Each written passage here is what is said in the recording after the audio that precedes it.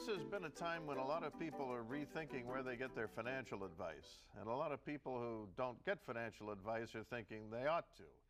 So it's a good time for you to meet Alan Akina, the president of a local outfit called 101 Financial.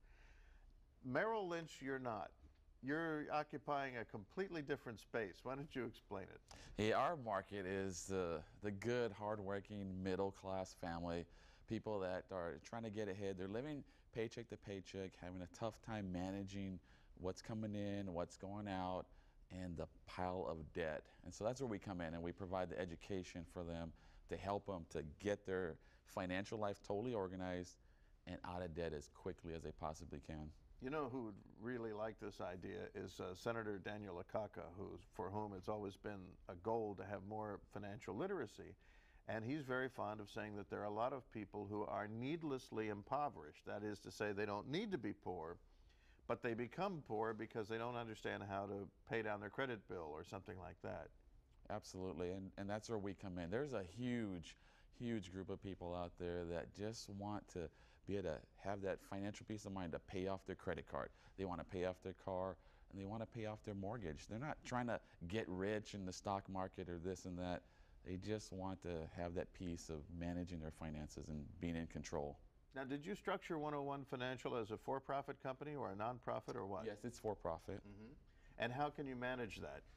Well, we do a good job at hiring the right type of agent to service our clientele. We very picky, and what we do is we actually pick our best clientele to come work for us. And the reason, that's interesting. It is, and the reason for that is because they know our system, they live it, they're on it, and they are just so happy with it. They're sharing it with everyone, and we are totally built on word-of-mouth referrals. And if you can make enough money for somebody, then you can make enough money to charge a fee and collect it. Yes, so we do charge a fee to our clientele, and we have a great setup. We worked with several local banks here, Central Pacific Bank, First Hawaiian, and they take care of the fees for us. Our clients pay for it over time, but it's a great win-win for our clients to get on our system and not have to come out of pocket with any cash. It occurs to me that that also is an interesting service to the banks, which are constrained by the arithmetic of their own economics to focus their own efforts mostly on people who have a lot of money to invest at the expense of perfectly good customers who just don't happen to have such fat wallets. That's right. They might not have $100,000 or $200,000 to invest in the market, but what they do have is a great income, and the banks love that. And so what we become for the bank is almost like an acquisition arm for the middle market. Yeah.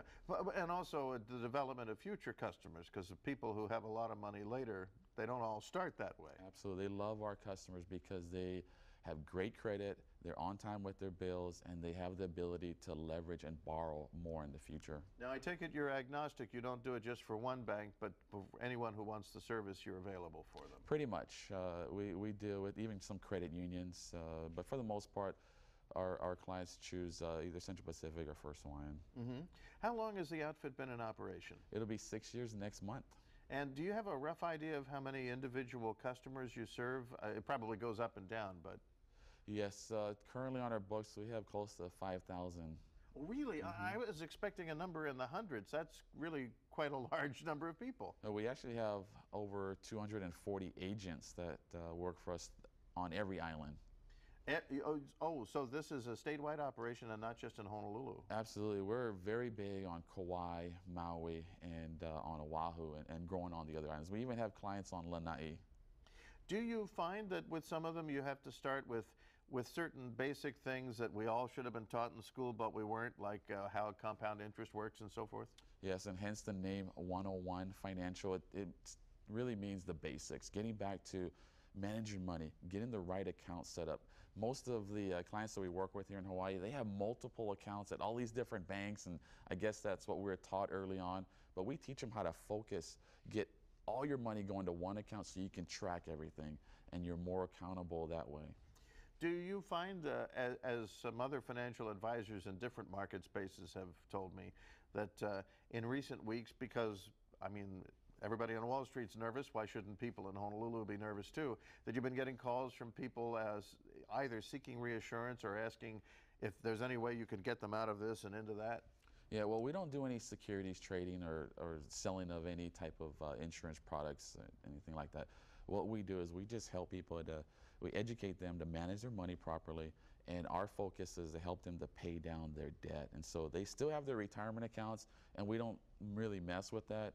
But our goal and our focus is to show them there's a much better return possibly if you pay down your highest interest debts first. So a lot of people come to us with multiple credit cards, a car loan, and a mortgage. And their combined blended interest rate on all of those loans are in the double digits. Anywhere between 10 and 12% is what the average rate is. So if we can help them to accelerate that pay down, then they're in effect going to get that same rate of return on their money. Yeah. Do you ever get into the business of helping to renegotiate debt or position it with acting as an intermediary? I know some people are in that business as well. No, we're not in the credit counseling service business. We're strictly educational and consulting, and we just look at what they have and we help them to do more with the money that they have. We teach them to look at their money like their favorite pie. So my favorite pie is a chocolate jalapeno pie from Ted's Bakery on the North Shore, and I don't want to waste any piece of that or even the whipped cream. So I eat it all up. And we want them to think of their money as a pie. And so every month they have so much money in this pie, and we look at their money and say, okay, how do you slice that pie up? The majority of people here in Hawaii that we work with, 50 to 60% of that pie is carved out to pay debts. Then they have to live on the other 40 to 50%, which gets pretty tough because we can't control gas prices, we can't control the food, but the one thing we can control is our debt. You see, the biggest part of our debt is not the principal, but the interest. So they have to pay back every dime that they borrowed. The principal has to be repaid, but the interest portion is where we attack. And we can cut significant parts of that interest cost off if they follow our system and manage their money right. That's a real good explanation, and I bet that does help a lot of people. Absolutely. We're excited about it. Well, Alan, I appreciate your coming in to tell us about it. So you've learned two important things today. You've learned how you can get help from 101 Financial if you need it, and you've also learned that you and I and Alan all like the same kind of pie. Alan Akina is the president of 101 Financial. It's everybody's business.